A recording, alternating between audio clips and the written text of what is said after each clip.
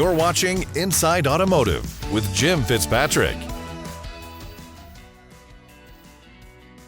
Time is money, and in the service drive, efficiency is key to maximizing productivity and profitability. Today, we are taking a look at what can be done to not only increase efficiency, but also pay and the number of technicians that's working for your organization. Joining me now to explore some of today's best practices is Tom Druzynski, who is the Director of Service Operations for West Herr Automotive Group, a very large auto group, and does a phenomenal job in both sales and service. So Tom, thank you so much for joining me on the show. Sure, thank you for having me. Sure. So time constraints are becoming increasingly prevalent for technicians. Talk to us about that and what you're seeing at West Herr. Well, times are, it's always been one of the biggest things with technicians. Time is money, like you said. Technicians live their lives 6 minutes at a time. Every 6 minutes that inventory expires, and that's something that we never get back. We never get the opportunity to resell it. If you think about it on the service side, what we do is we buy time from our technicians and then sell that to our customers, and that really is the basis of our business. So doing everything that we have the ability to do to give the technicians that time back, number one, is a priority.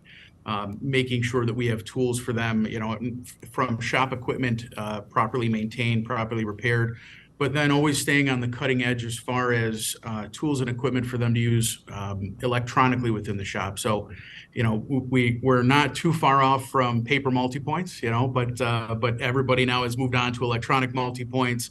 Video is the new key. If you're not utilizing video multi-points and sending that directly to customers, you're really missing an opportunity for a chance to build credibility very quickly. Technicians really actually enjoy making the videos, and the sending is pretty simple. But then there are other tools out there. Something as similar as a tool called pencil wrench. Technicians, you think about General Motors. General Motors no longer allows you to use acronyms, even though they're famous for their TLAs or their three-letter acronyms. No longer on warranty paperwork are technicians allowed to utilize acronyms, so they have to spell everything out. So a tool like pencil wrench will allow your technicians to just point and click and build the entire warranty story that goes through all of the information that's needed. They input the values that they have to, but it literally can give your technicians, 10, 15, 20, 30 minutes a day or more, depending on what type of work they're doing, giving that back to them. On top of that same product, they have one now that's built for service advisors. So your service advisors are asking the proper questions at the time of write-up, or your BDC is at the time that they set the appointment. So your technicians aren't chasing that information. Wow, that's fantastic. And on the videos, are they doing FaceTime as well? If in the event a consumer wants to jump on FaceTime and talk directly to the technician about the car? So that's something that's being explored, not something that I've jumped into yet. Okay. Still like the ability to see what's going out first and have just at least a little bit of control, making sure that there's that all of the language is correct, that we didn't miss anything before those videos go out. But I love the fact, as much as we love that relationship with the service advisor, it's kind of like the difference between talking to the nurse and the doctor. The nurse can relay the information from the doctor, but when you're at the doctor's office, you have an issue, you want to ask the doctor something. That's right. Yeah, no question. Do you find that the video from the technician to the consumer slows things down? If a consumer, I know sometimes I won't get to my phone for a while, and then I'll look at the text messages that came in and say, I had to get back to this person, but I didn't. How long does a technician wait before they get an approval on something?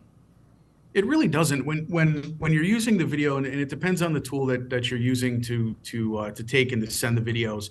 But for instance, the majority of ours are sent via text. Text is by far the quickest way to reach a customer. It's way easier than reaching them via phone. It's way easier than reaching them via email. So even if they're sitting in a meeting, they can click the text, and with that video will come the multi-point, so they can see what else is there. They get the estimates all in one place.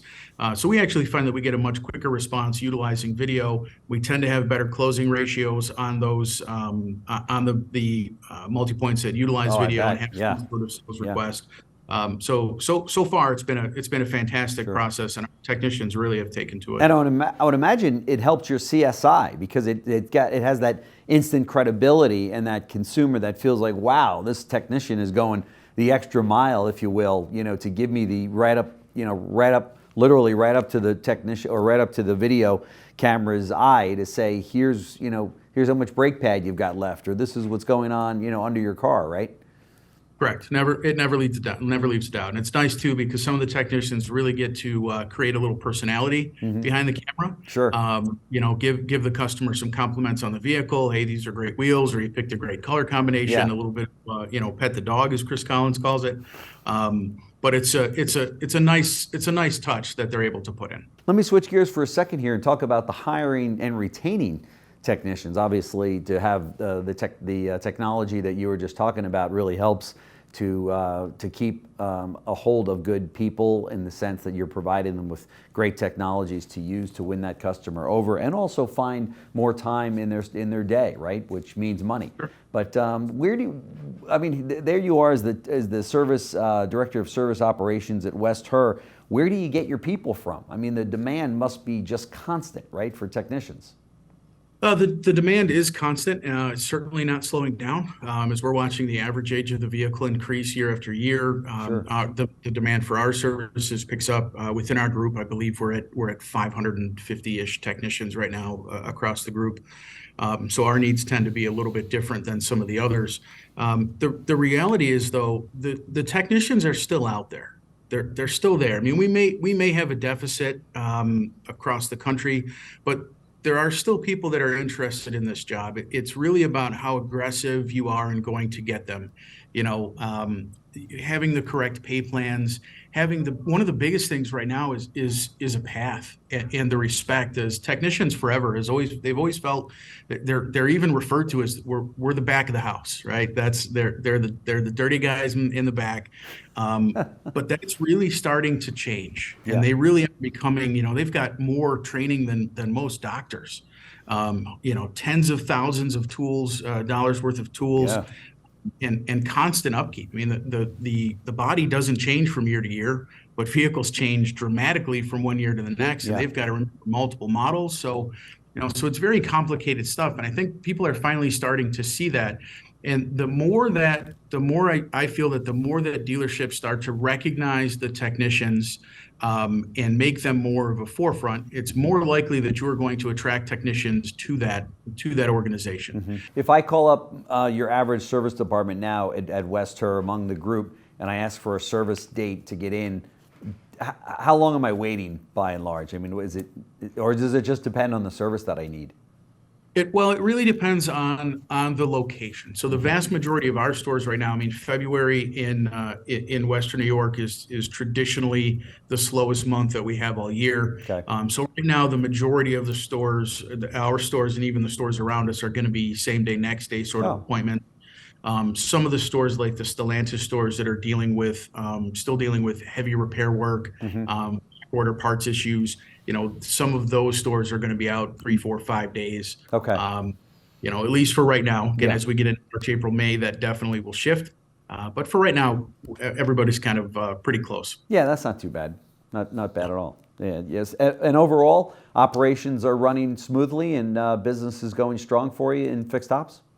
Fantastic. Yeah, fantastic. We're looking forward to a great year in fixed ops. Again, is that the used car counts, the used car sales over the last few years means that we've injected a lot more higher mileage vehicles, or vehicles with a little bit of age to them, that we're really looking forward to servicing and taking care of those customers this year. That's great. That's great. Tom Druzynski, Director of Service Operations at West Herr Automotive Group. I know you've heard of that group. They've been doing business and doing great things for a long time. So thank you for joining us here on Inside Automotive, and thank all of you for watching. And don't forget, you can now access all of our content at CBT News, in-depth interviews and original shows on Roku and Apple TV. So thank you so much for watching. Thanks for watching Inside Automotive with Jim Fitzpatrick.